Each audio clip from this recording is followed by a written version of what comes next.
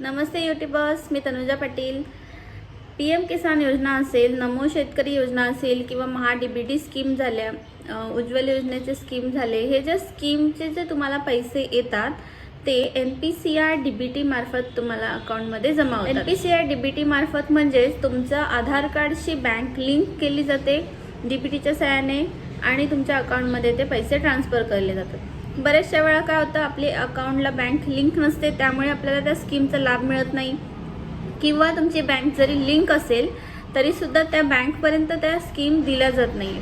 तर यासाठी आपण ह्या सगळ्या स्कीम आपल्या पोस्ट ऑफिसमध्ये कशा पद्धतीने ट्रान्सफर करून घ्यायचे, कशा पद्धतीने NPCI करून DBT मार्फत ते पैसे आपण पोस्ट ऑफिसच्या स्कीममध्ये ॲड करायचे आहेत, हे आपण आता पुढच्या व्हिडिओमध्ये पाहणार आहोत। तत्पूर्वी तुम्ही जर या चॅनलवर नवीन आला आहात तर अशाच महत्त्वपूर्ण व्हिडिओ पाहण्यासाठी ह्या चॅनलला सबस्क्राईब करून ठेवा। चला तर मग आपण आता ह्या व्हिडिओला सुरुवात करूया।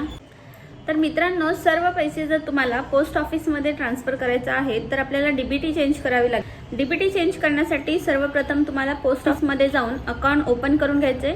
अकाउंट उघडल्यानंतर आपण आता DBT कशा पद्धतीने चेंज करायचे ते व्हिडिओमध्ये पाहणार आहोत। सर्वप्रथम आपल्याला मोबाईलच्या प्ले स्टोर ॲपमध्ये यायचे।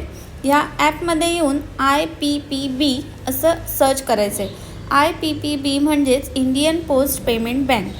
तर हे ॲप्लिकेशन डाउनलोड करून ते इन्स्टॉल करून घ्यायचे। इन्स्टॉल केल्यानंतर सगळ्या पोस्ट ऑफिसमधनं जो काही अकाउंट नंबर दिलेला असेल तो अकाउंट नंबर ह्या ठिकाणी मेन्शन करायचे। कस्टमर ID सुद्धा दिला जातो, तो कस्टमर ID टाकायचे, आपली डेट ऑफ बर्थ आणि रजिस्टर मोबाईल नंबर। तर मोबाईल नंबर कुठला टाकायचा आहे, ज्यावेळेस तुम्ही पोस्ट बँक अकाउंट ओपन केलं आहे त्यावेळेस तुम्हाला जो मोबाईल नंबर दिलेला आहे तो नंबर ॲड करायचे। नंबर ॲड केल्यानंतर रजिस्टर ह्या बटनवर क्लिक करायचे। रजिस्टर केल्यानंतर एक MPIN म्हणून कमांड ओपन होणार आहे, म्हणजेच आपला पासवर्ड त्या ठिकाणी तयार करायचे।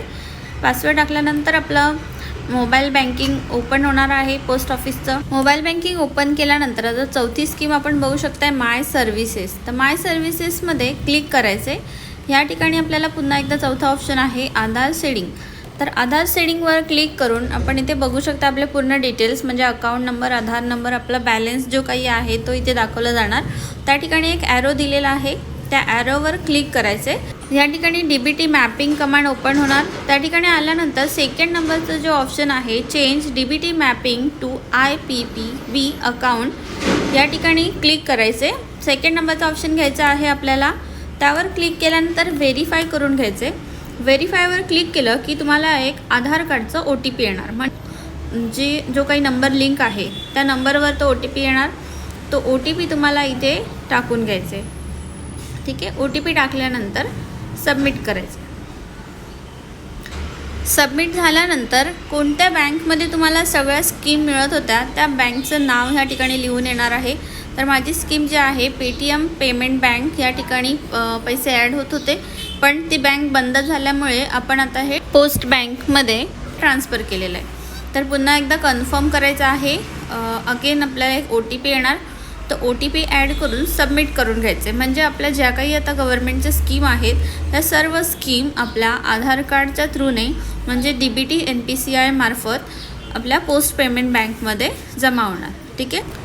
ही प्रोसेस केल्यानंतर आपल्याला 2 दिवस थांबायचं आहे, कारण ही जी स्कीम आहे ही अप्लाय होण्यासाठी कमीत कमी 2 ते 3 दिवस लागतात।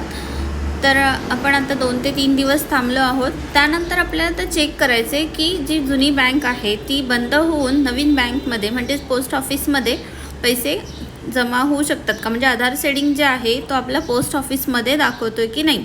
तर तो कशा पद्धतीने चेंज करायचे, तर आपण सर्च करणार आहोत माय आधार, म्हणजेच आपलं आधार कार्डचं सॉफ्टवेअर आहे ते ओपन करायचे। आधार नंबर टाकून कॅप्चा लिहायचा आहे, लॉग इन करायचं आहे। लॉग इन केल्यानंतर आपला जो OTP आहे तो OTP ॲड करून पुन्हा एकदा लॉग इन करायचे। त्यानंतर आपलं जे बँक आधार शेडिंग ऑप्शन आहे त्यावर क्लिक करायचे। बँक आधार शेडिंगवर क्लिक केल्यानंतर आपण आता पाहू शकताय की आपली नवीन बँक जी आहे ती आधार कार्डला लिंक झाली आहे की नाही, किंवा तुम्ही या अगोदरसुद्धा तुम्हाला माहिती नसेल की तुमची कोणती बँक लिंक आहे, तर ते पाहण्यासाठी सुद्धा तुम्ही ही कमांड यूज करू शकताय। याच्या थ्रूने आपल्याला कुठली बँक आधार कार्डला लिंक आहे ते पाहायला मिळेल।